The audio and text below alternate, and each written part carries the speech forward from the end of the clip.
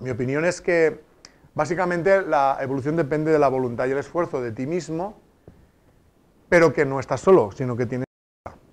Y que es bueno pedir ayuda cuando la necesitemos, cada uno a su manera.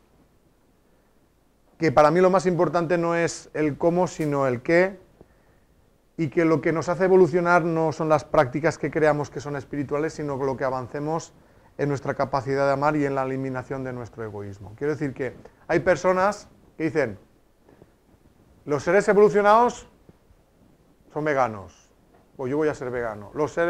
La gente así que se mueve en el mundo espiritual hace yoga, voy a hacer yoga. Y dice, pues ya con eso está ya todo hecho, puedo seguir siendo un cabrón o una cabrona, porque ya he hecho esto, esto y esto, que son lo que yo creo que te hace espiritual. Y no es así, no es así.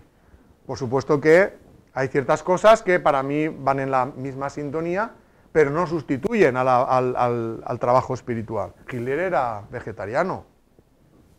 Ser vegetariano es algo bueno, pero joder, que lo otro que hacía machaca todo lo supuesto bueno que es el no comer animales, ¿no? Muy esotérico y un gran buscador. Sí, pero buscaba donde no tocaba. O sea, buscaba Estaba en el lado incorrecto. donde no tocaba, la parte del astral inferior, ¿no? O sea, el mundo espiritual, ahí hay bueno y malo. No pensemos que todo es maravilloso. Los mismos que estamos aquí, estamos allí. Y por pasar allí no somos mejores. Y si aquí hay cosas malas, buenos y malos todos nos morimos. Y todos pasamos al plano espiritual. Y esas influencias las tenemos de los dos lados. Añadiría que la energía o la vibración depende de tu comportamiento. Quiero decir, si una persona se dedica a dar rienda suelta a su rabia, a su ira, a su odio, pues eso es vibración baja, de baja densidad. Si uno desarrolla las virtudes, ¿no? La bondad, la ayuda a los demás, también pues trabajar todo lo que sean virtudes en consonancia con el amor, eso aumenta la vibración. Entonces, de eso depende nuestra vibración. Por supuesto que pues, hay prácticas que ayudan, ¿no?, a conectarse, ¿no?, a buscar la meditación, la relajación, todo esto es algo bueno, ¿no? Pero no pensemos que una cosa sustituye a la otra, ¿no? O sea, el trabajo de mejorarnos interiormente, eso no es sustituible por nada y eso es lo que realmente nos hace evolucionar. Y a cada uno que se ayude de las herramientas que quiera. Yo creo que no es un tema de los conocimientos, sino de la puesta en práctica en tu propia mejora. Yo creo que los conocimientos básicos es saber que venimos a evolucionar, que la vida física solo es un instante de la vida real y que tiene continuidad más adelante y que todo lo que nosotros hacemos en pro de nuestra eliminación del egoísmo y en el desarrollo de los sentimientos es una evolución que nadie nos va a quitar. Sea en una vida, en 2 o en 500. No es fácil mejorar un defecto. Eliminemos poco a poco los defectos, desarrollemos poco a poco las virtudes. Pero los conocimientos, para mí, los básicos es saber que venimos con el propósito de mejorarnos a través de las pruebas de la vida, a través de las relaciones, y según cómo nos vayamos comportando, avanzamos o nos estancamos. Sabiendo que no hay un tope en la evolución, que no hay un final, sino que tenemos la inmortalidad por delante y que tenemos todo el tiempo del mundo para hacerlo. Cada uno que elija el ritmo que quiere. Para mí, si pones mucho empeño, avanzas más rápido. Si pones poco empeño, avanzas más lento. Entonces yo creo que está en el empeño y en la voluntad que uno pone en mejorarse, lo que hace que realmente la evolución suceda más rápido o más lento. A mí me han preguntado muchas veces, ¿y cuándo vas a escribir un tercer libro? Y yo les he dicho, pues nunca, porque yo lo estoy escribiendo por encargo. Y cuando les pregunté si escribíamos otro libro o no, me dijeron, con eso ya va bien. Porque ya el tema no es saber más, sino en ponerlo en práctica. Que hay más cosas que se pueden saber, sí, pero no es más importante poner en práctica que saber y no poner en práctica nada. Porque hay gente que sabe muchísimo. Por ejemplo, en ciencia hay gente que sabe muchas cosas, pero luego como personas, las cosas básicas todavía no las han puesto en práctica. Y tendrán muchos títulos de doctorados y muchas cosas, pero de verdad que como personas están todavía en la infancia, ¿no? Entonces, eso nos pasa mucho, que creemos que el tema está en aprender muchas cosas y nos olvidamos de que hay que poner en práctica las cosas importantes, porque si no las ponemos en práctica es conocimiento vacío. Yo pienso que en general no debemos darlo todo por bueno. O sea, ahora es muy bueno que haya mucha libertad, porque cada uno puede coger lo que quiera y que nadie nos diga lo que tenemos que, o lo que es lo bueno y lo malo, sino que lo decidamos nosotros. Pero seamos un poco críticos. No lo demos todo por bueno, aunque venga con un envase muy bonito, porque eso pasa mucho. Hay modas donde el marketing espiritual hace que uno piense que, pues si yo hago esto, me voy a convertir en alguien muy espiritual.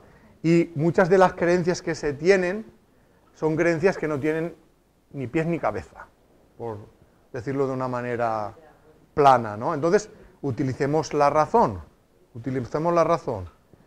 Si yo creo que la evolución se produce a través de la mejora, eso requiere que haya tiempo para conseguirlo. Para mí eso necesariamente implica que hay reencarnación. Si alguien me dice que solo tengo una vida para volverme perfecto, pues para mí eso es una idea incoherente. Y yo no la puedo aceptar.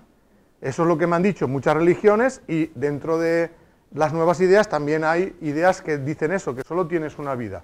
Pues yo lógicamente con esa idea no me puedo quedar, porque no me cuadra con la realidad. Entonces que cada uno decida lo que le cuadra con su realidad y lo que no. Y así sabrá que es una creencia que le ayuda a entender el mundo y que es una creencia que le descuadra la explicación sobre las cosas de la vida. Nuestra responsabilidad máxima es con nuestra evolución espiritual, individual. Porque nosotros no podemos cambiar a los otros, nos podemos cambiar a nosotros mismos y esperar y desear que ese cambio nuestro repercuta positivamente en los demás. Y así es como ayudamos a los demás y contribuimos al cambio de los demás. Pero al fin y al cabo cada uno tiene su libre albedrío. Y tú como máximo puedes aconsejar, pero no puedes hacer, aunque tú creas que lo tuyo es mejor que lo que dice el otro. Entonces esa es la capacidad que nosotros tenemos. De cambiar lo nuestro es al 100% y respecto a los demás, aconsejar y ayudar hasta donde esas personas quieran. Entonces, claro, si muchas personas hacen ese cambio individual, al mismo tiempo la suma de los cambios individuales trae el cambio colectivo. Para mí eso es lo que está pasando ahora, que hay bastante gente ya que quiere hacer ese cambio individual y eso ya va a empezar a notarse esa suma de cambios individuales como un cambio colectivo. Los espíritus más avanzados ayudan a los menos avanzados. Y eso es una cadena que va haciendo que todos poco a poco vayamos hacia arriba. Porque si no hubiera esa ayuda, sería muy difícil la evolución. Yo suelo definir el amor en su máxima expresión como la capacidad de sentir a los demás como uno mismo. Cuando una persona siente a los demás como a sí mismo, ya no quiere hacerles daño. Todo lo contrario, le gustaría que los demás fueran perfectos, igual como desea serlo uno mismo. Y es entonces cuando empieza a actuar con los demás, por lo menos intentando no perjudicarles. Y si le quedan fuerzas, incluso ayudarles. Si todo el mundo diera ese paso, la humanidad cambiaría rápidamente. O sea, cambiaría desprendiéndose del egoísmo y desarrollando la capacidad de amar. Si todavía no ha ocurrido es porque todavía la mayoría de gente se aferra al egoísmo y presta poca atención al desarrollo de los sentimientos de amor. O porque no sabe amarse a sí mismo. No puede dar Eso también, ahora lo hablaremos. O sea que para mí va paralela a las dos cosas, desarrollo de la capacidad de amar y eliminación del egoísmo. Y dentro del amor a uno, el desarrollo del amor hay dos etapas. La primera, amarse a uno mismo, y la segunda, amar a los demás. Porque la persona que no se ama a sí misma difícilmente puede querer a las demás. De hecho, Jesús dijo, ama al prójimo como a ti mismo. No dijo más que a ti mismo, como a ti mismo. Lo que pasa es que aquí tenemos una concepción que ahí ha influido la religión, es como que para amar a los demás tienes que renunciar a ti mismo. Y eso no es así. Tienes que renunciar a tu egoísmo, eso sí, pero no a tus sentimientos. Las personas que no se aman a sí mismas que son las que tienen una baja autoestima, no tienen ni ganas de vivir. ¿Qué puede hacer alguien que no tiene ganas de vivir por los demás? Nada. Tendrá que empezar a quererse a sí misma. ¿Pero qué es quererse a uno mismo? Porque aquí nos confundimos también. Confundimos querernos a nosotros mismos con satisfacer nuestros deseos materiales muchas veces, ¿no? Hay gente que dice, no, yo me quiero un montón, me apetece comprarme un coche último modelo, me ha costado 100.000 euros, he arruinado a la familia, pero tengo lo que quiero, me quiero un montón. Esto no sería amarse a uno mismo tal y como yo lo entiendo, solo satisfacer un capricho material. Cuando hablo... Sí. Sí. Pero hay gente que lo confunde. Cuando hablo de amarnos a nosotros mismos me refiero a reconocer cuáles son nuestras necesidades afectivas y nuestros sentimientos y pasar a desarrollarlos para que sean el motor de nuestra vida. Y para poder hacer eso es necesario que nos conozcamos interiormente. ¿Qué es conocernos interiormente? Saber distinguir lo que sentimos de lo que pensamos. Porque dentro de lo que pensamos está la influencia de la educación que hemos recibido. Y si esa educación es represiva con los sentimientos, podemos estar actuando de acuerdo con lo que pensamos, pero en contra de lo que sentimos. O sea, el pensamiento reprimiría al sentimiento a consecuencia de esa represiva. Por eso, digamos que el paso que hay que dar es empezar a conocerse a uno mismo, saber distinguir lo que sentimos y lo que no sentimos, y empezar a actuar de acuerdo con nuestros sentimientos, aunque eso no guste a los demás. Que ese es el problema que muchas veces encontramos. Un ejemplo, imaginaros el caso de una mujer que se casó cuando era joven. Y después de pasar un tiempo en la relación se da cuenta de que no es feliz porque no está enamorada de su marido. Pensaba que sí, que a lo mejor sí, una ilusión, pero llega el momento en que empieza a convivir y se da cuenta de que no. Si esa mujer se quisiera a sí misma, reconocería que no está enamorada y le diría al marido, vamos a dejarlo porque yo no te amo. Y por eso ni soy feliz yo ni te puedo hacer feliz a ti. Y ya se habría acabado su problema. Pero imaginemos que esa mujer fue educada en la educación de toda la vida, que le decía que el matrimonio es para toda la vida, que romperlo es un pecado, porque lo que ha unido Dios que no lo separe el hombre, etcétera, etcétera, etcétera. Aunque eso no es lo que más nos afecta. Lo que nos afecta es cómo van a responder los demás si tomo esa decisión, empezando por el marido. ¿Lo va a aceptar o va a tomar represalias contra mí para obligarme a continuar? ¿Y la familia? ¿Y las amistades? El qué dirán, ¿no? O puede tener temor por lo que pase con los hijos, en el caso de que haya hijos en la relación, o con la economía, si entre los dos ya la hipoteca no la podíamos pagar, ¿qué va a pasar ahora? Imaginemos que esa mujer, por alguna de esas razones, o una suma de todas ellas, decide continuar la relación. Aquí tenemos el caso de una mujer que no se ama a sí misma, porque actúa de acuerdo con lo que piensa, influenciada por la educación que ha recibido, pero en contra de lo que siente. ¿Y si decide quedarse como un acto de amor para no abandonarle? ¿No estaría creciendo en el amor? Pero, ¿qué es? A ver, yo puedo querer a alguien como un hermano. Si yo lo quiero como un hermano, que mi relación sea como un hermano, no como mi pareja. Eso no me obliga a acostarme con él ni a hacer vida de pareja con él. Ni a renunciar a mi felicidad por esa persona. Si yo estoy con él y no le amo como pareja, no le puedo hacer feliz en una relación de pareja. Puedo fingir. Y esa persona puede fingir que se lo cree. ¿Es cierto? Fingir que se lo cree. Pero si cada uno es honesto, sabrá lo que hay y lo que no hay. Y si no hay sentimientos de amor de pareja, esa relación solo conduce al sufrimiento. Tanto al que quiere irse como al que quiere que la otra persona se quede retenida. Porque ahí no está funcionando el amor verdadero, está funcionando el apego, que ahora lo veremos dentro de un momento, que es una forma de egoísmo de tipo posesivo. Entonces, este caso es algo bastante común.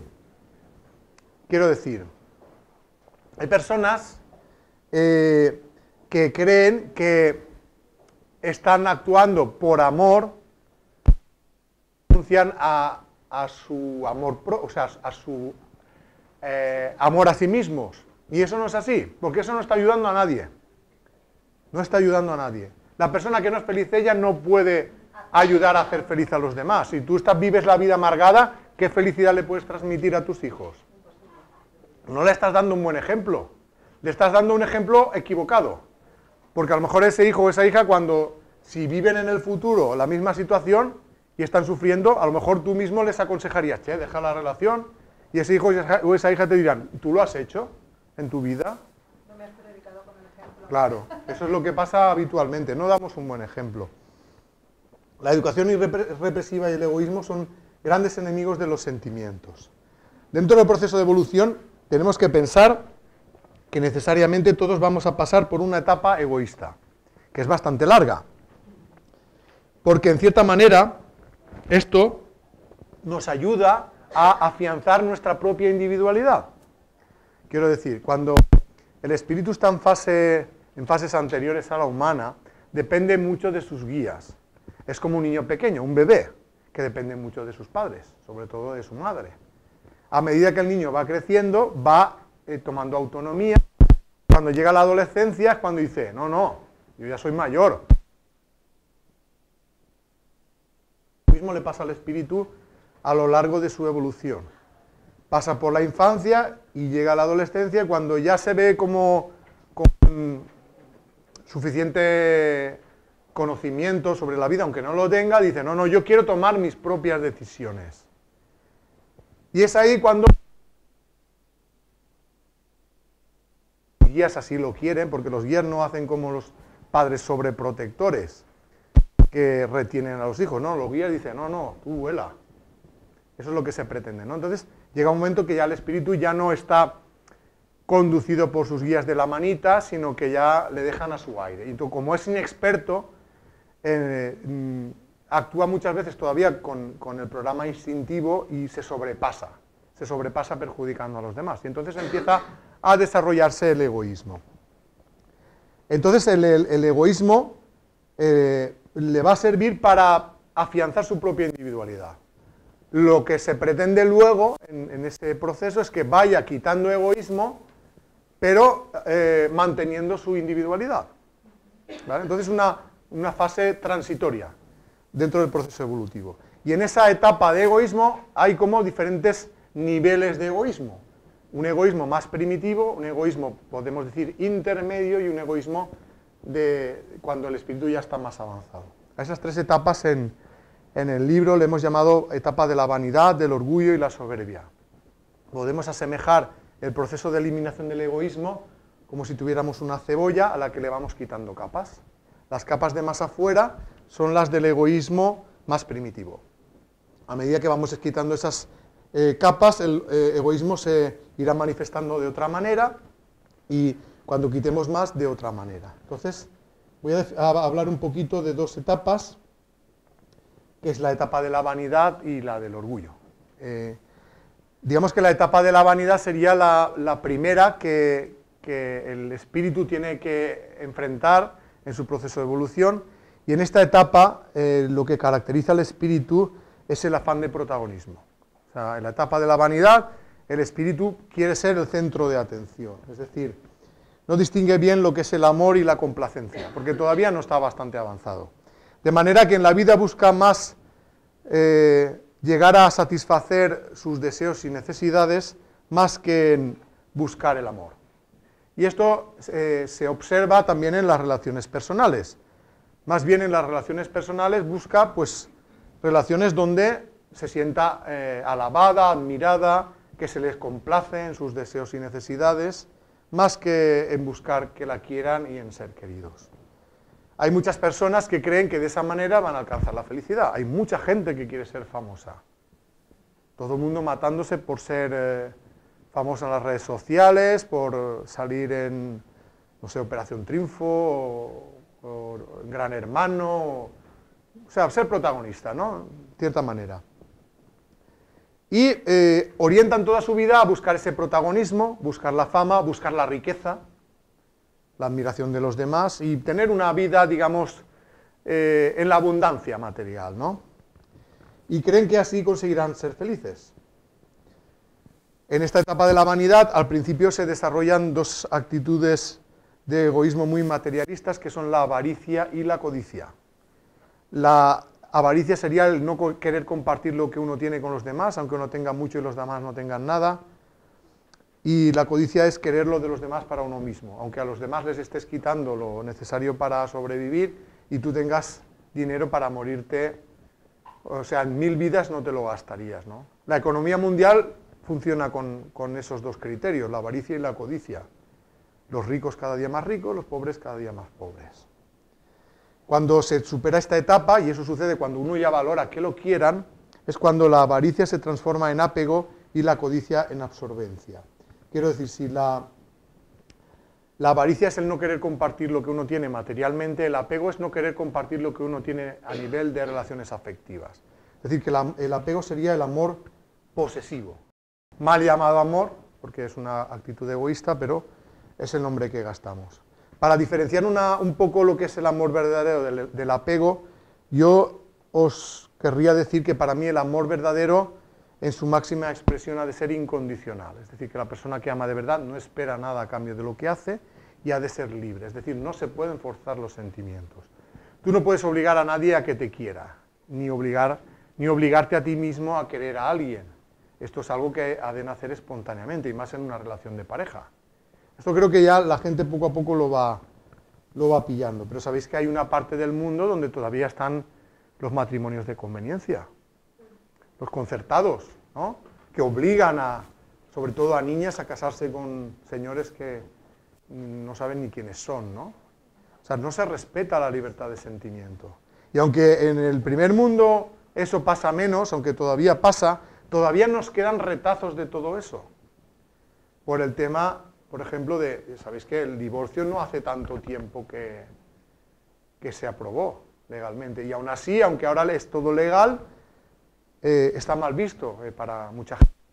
Personas se divorcian, ¿no? Es decir, que todavía no respetamos la libertad de sentimiento. La persona que actúa con apego, que sería la persona que actúa posesivamente, cree que la persona amada es de su propiedad y que eso le da derecho a decidir por ellos. Eso nos pasa mucho con la pareja, sobre todo si hay un vínculo de matrimonio, y con los hijos. Decimos, no, yo quiero mucho a mis hijos, pero con todo lo que estoy haciendo por ellos, y mira, más de uno o más de una lo habrá dicho. En esa forma de querer ya estamos demostrando que no es tan incondicional lo que hacemos, sí que esperamos algo a cambio. ¿Qué es lo que esperamos? Que nuestros hijos hagan lo que nosotros queremos. Por tanto, ahí tampoco estamos respetando su libertad. Es decir, que en esa forma de querer ya hay una parte de egoísmo. Por tanto, hay que empezar a darnos cuenta de esas cosas y a empezar a respetar la libertad del otro. Nosotros podemos dar consejos a las personas que queremos, pero no les podemos obligar a que los sigan. Nosotros podemos sentir disgustos si nuestra pareja nos dice que no quiere continuar, pero no la podemos retener a nuestro lado, porque eso sería vulnerar su libre albedrío. Además, ¿de qué serviría? Si no te quiere, aunque esté a tu lado, no te va a hacer feliz. Yo pienso que no, que cuando amas a alguien no hay que esforzarse, que sale natural, pero sí que es cierto, que tenemos que cuidar los sentimientos, ¿no? O sea, a veces uno sí que está enamorado, pero digamos que a veces se deja llevar por el egoísmo, ¿no? Y no cuida los sentimientos. Entonces, las relaciones son como las flores, necesitan unos cuidados, unas atenciones. Si esa flor no tiene esas atenciones, se va marchitando. Entonces, tenemos que darnos cuenta de esas cosas. Pero si el problema es que no hay sentimientos, por mucho que te esfuerces, ahí no hay nada que hacer, porque no hay semilla de la flor. Y entonces la mayoría de gente empieza las relaciones con una ilusión, con una necesidad. Hay muchos motivos por los cuales uno empieza una relación, pero hasta que no llega a conocer a esa persona y convivir con ella, no sabe si realmente hay sentimientos verdaderos de pareja o era otra cosa. Y es ahí donde se ve, en la convivencia.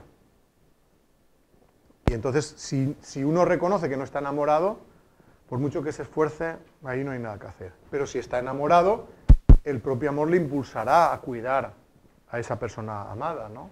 Y a intentar limar la parte egoísta para que no se interponga en los sentimientos. ¿Cómo se supera la vanidad? Ya vamos a acabar enseguida. Primero, comprendiendo que la felicidad no depende del exterior, sino del interior. Es decir, no depende de que seas más rico, que te hagan más caso, o sean más famoso, ni siquiera de que los demás te amen, sino de que tú despiertes tus propios sentimientos.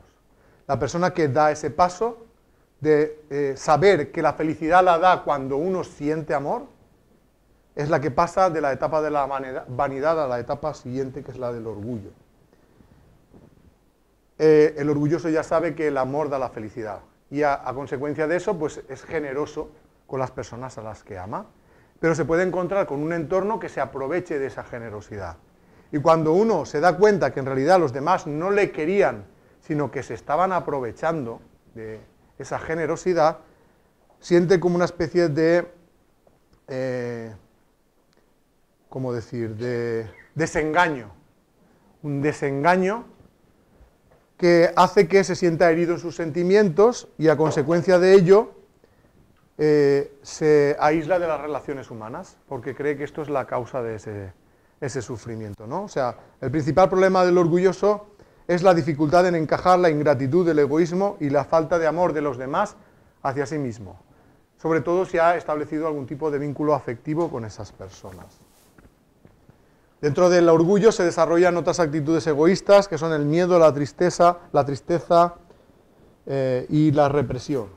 No voy a hablar con mucho detalle de eso, porque es que ya está siendo muy larga la charla, pero deciros que, sobre todo, cuando la persona cree que las relaciones humanas le hacen daño y se aísla de ellas, a lo mejor ya no sufre por lo que le hacen los demás, pero sufre por lo que se hace a sí misma, porque el aislamiento no conduce a nada bueno, se sufre en silencio.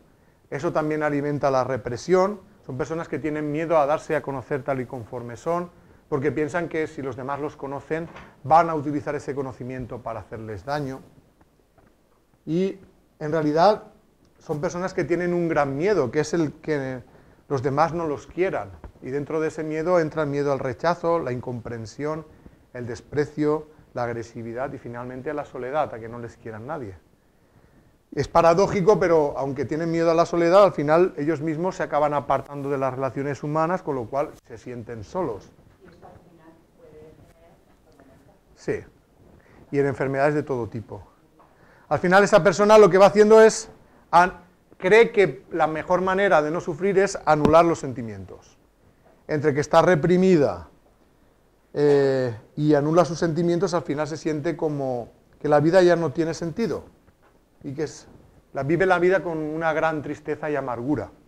Y muchas veces desea dejar de vivir para dejar de sufrir. Y muchas veces acaba enfermando a consecuencia de eso, a no ser que antes ya haya intentado quitarse la vida. Entonces, yo creo que antes de llegar a ese extremo, deberíamos reconocer que estamos sufriendo y cuál es el motivo por el que sufrimos. Como digo, las personas que tienen miedo a no ser queridas, su problema es ese miedo, la represión y el aislamiento. ¿Qué se puede hacer para superar el miedo en general? Primero, reconocer que se tiene miedo y luego saber a qué. Y cuando uno ya sabe a qué tiene miedo, enfrentémonos a esas situaciones con valor. Preguntémonos, ¿qué decisión tomaría si no tuviera miedo? Si fuera totalmente libre para decidir lo que yo siento. Pues esa es la decisión acertada. En el caso del orgullo, una de las cosas que tiene que hacer la persona es liberarse de la creencia de que no lo van a querer tal y conforme es. O sea, la persona que te ame te va a querer tal y conforme eres. No eres perfecto, nadie lo somos. Si alguien te pide que seas de otra manera para quererte, es que no te está queriendo. Y aunque cambies, tampoco te querría. Por lo tanto, te tiene que querer con tus defectos y tus virtudes. Lógicamente, es bueno siempre intentar quitar los defectos, porque eso enturbia las relaciones. Pero no puede ser la condición que determine quiere o no. O sea, los sentimientos surgen espontáneamente y si no han surgido, no surgirán. Otra cosa, por tanto, la persona tiene que perder el miedo a ser ella misma. Si te quieren, te querrán así, no des otra imagen. Engañarás al otro. Tarde o temprano, al final, mostrarás cuál es tu verdadera imagen y el otro se puede llevar un chafón cuando vea que no eres conforme decías. Otra cosa importante, encajar mejor la ingratitud. No podemos esperar que los demás sean igual que nosotros, que den lo mismo que nosotros. Manera de encajar mejor la ingratitud. No te sobreesfuerces en complacer a los demás si eso significa que estás renunciando a tu libertad. Quiero decir, a veces hacemos cosas por los demás esperando algo a cambio. Y cuando ese algo a cambio no llega, nos enfadamos con esa persona y le decimos, con todo lo que estoy haciendo por ti, mira cómo me lo pagas. Solución, no hagas nada que no sientas, porque la persona que hace lo que siente, se siente feliz cuando ve al otro sentirse bien por lo que ha hecho, no necesita que se lo devuelva. Como los padres que ven abrir los regalos a sus hijos en Navidades, se sienten felices cuando ven que sus hijos son felices. No se guardan la factura de los juguetes para que cuando trabajen sus hijos se lo devuelvan. Actuemos así. O sea, no guardemos facturas. Si a ti te nace hacer algo por alguien, hazlo, pero no esperes que te lo devuelvan. Y a lo mejor si te lo devuelven, pues está muy bien, ¿no? También disfrutarás, pero que sea porque esa persona le ha nacido hacerlo. No porque le hayas obligado, porque entonces ya pierde la gracia. Cuando una persona mantiene ese deseo de amar y ya se ha liberado de tantas opresiones, ya encaja mejor la ingratitud, deja de estar reprimida, es cuando pasa de la etapa del orgullo a la etapa de la soberbia. De la etapa de la soberbia solo diré una pequeña cosa, que en esa etapa le queda por conseguir alcanzar la virtud más difícil de alcanzar, que es la humildad. Y como es la más difícil de alcanzar, ya para ir acabando, deciros que de todo esto que hemos hablado, tenéis más dosis en mis libros, que se llaman Las leyes espirituales y la ley del amor, que los podéis descargar gratis en mi blog, lasleyesespirituales.blogspot.com. O poned en Google las leyes espirituales y seguro que la primera entrada es la del blog. Aparte de poder descargarlos, ahí podréis también tener acceso a nuestro canal de YouTube, donde hemos colgado la película El profeta del desierto, o sea que la película la podéis ver también en YouTube. Deciros también que si queréis tener el libro en formato papel, ahí fuera los tendréis ahora, y Carmen se va a quedar también libros para que en el Centro Hilo pues los podáis conseguir. Y le podéis coger para vosotros, para regalarlo, para lo que queráis, para poder distribuir. Que los libros valen 2 que es para pagar los gastos de la imprenta, es decir, no hay ánimo de lucro, y los distribuidores se comprometen también a distribuirlos también, que ellos tampoco ganan nada con la distribución. Para mí eso tiene que ver con el hecho de que para mí esto es un mensaje que a mí gratis se me ha dado y creo que gratis hay que transmitirlo. Por eso se puede descargar gratis y lo de... Seguro que solo para mantener la edición del papel. Si no, yo encantado de regalar también la versión en papel, pero con esos 2 euros es poca cosa y con eso sí que conseguimos mantener en funcionamiento el seguir haciendo libros. Y ya para acabar, y como conclusiones, deciros que para mí la evolución espiritual gira en torno a 2 conceptos: desarrollo de la capacidad de amar y eliminación del egoísmo, ni más ni menos, pero vaya 2 objetivos. No es fácil, no es fácil. Si al final de la vida hemos conseguido limar un poquito algunos de nuestros defectos y desarrollar un poquito nuestra capacidad de amar, ya nos podemos dar con un canto los dientes, porque no es nada fácil. A través de las pruebas de la vida y de las relaciones con las personas con las que convivimos, iremos logrando poco a poco ese objetivo. Para mí el tomar conciencia de todo esto a mí me ha ayudado a entender mi vida, a entender qué hacemos aquí.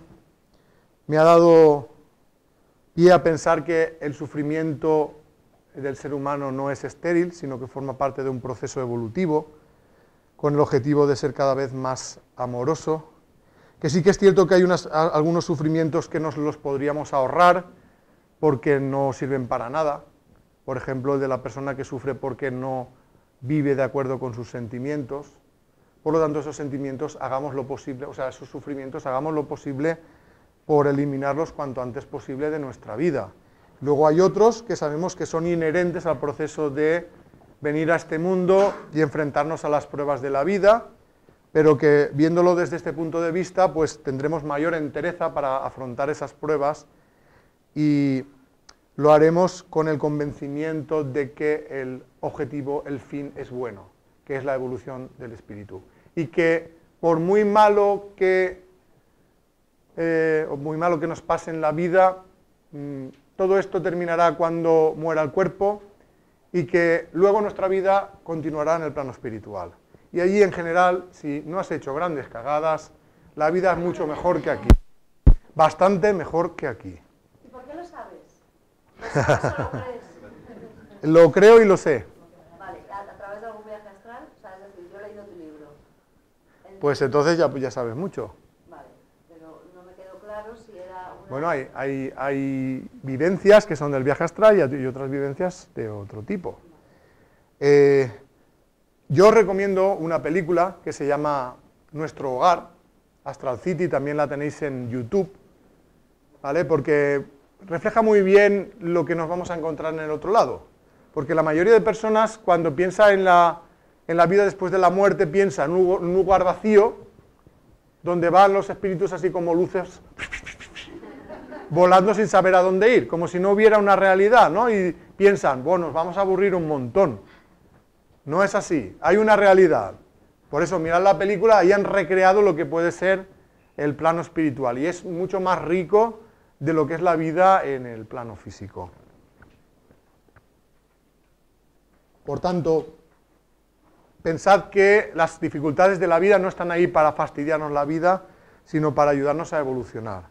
Y que la peor cosa que nos puede pasar, o que la mayoría de personas piensa que es que nos muramos, que se muera uno mismo, se mueran sus seres queridos, no es tan grave, no es tan grave. Porque en realidad lo que pasa cuando muere el cuerpo es que el espíritu regresa a la vida en el plano espiritual, que es en realidad su verdadero hogar. Por tanto, no nos entristezcamos tanto cuando se muere un ser querido, sino alegrémonos por su entrada en la vida. Sé que eso es difícil de entender desde nuestra concepción de la vida, pero casi todos los espíritus, cuando han vuelto del plano espiritual para decirnos que siguen vivos, suelen recalcar que la vida empieza allí, que esto es como un mal dibujo de la realidad, que la vida auténtica empieza en el plano espiritual. Por tanto, no sintamos tanta tristeza por los que se van. En realidad, si lo miramos bien, todo el sufrimiento del mundo tiene el mismo origen, la ausencia de amor, llamémosla egoísmo. Igual que la suma del egoísmo de cada persona puede hacer del mundo un auténtico infierno, como vivimos en la actualidad, el ser humano colabora con gran entusiasmo para conseguir crear la mayor tecnología para poder destruir más rápidamente el planeta. Cuando todo ese esfuerzo se emplee con el ánimo contrario, que es el mejor vivir de toda la humanidad, el cambio se producirá de una manera muy rápida. Porque la inteligencia para hacer cambios la tenemos. Ahora nos falta la voluntad de hacer los cambios para bien. En realidad, como digo, cuando haya muchas personas que individualmente hagan ese cambio del interior hacia el exterior, del egoísmo hacia el amor, con el cambio del interior, el exterior, el mundo entero cambiará.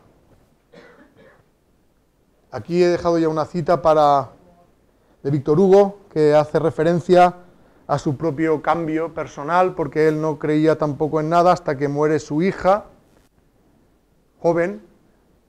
Esto a él le cuesta mucho de encajar.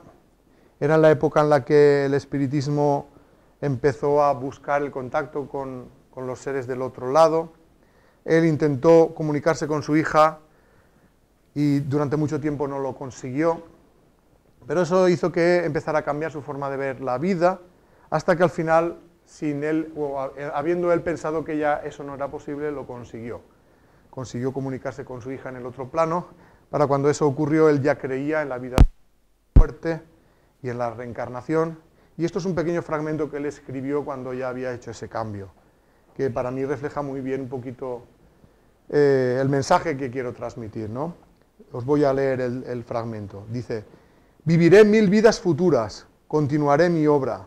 escalaré de siglo en siglo todas las rocas, todos los peligros, todos los amores, todas las pasiones, todas las angustias, y después de miles de ascensiones, librado, transformado mi espíritu, volverá a su fuente, uniéndose con la realidad absoluta como el rayo de luz vuelve al sol.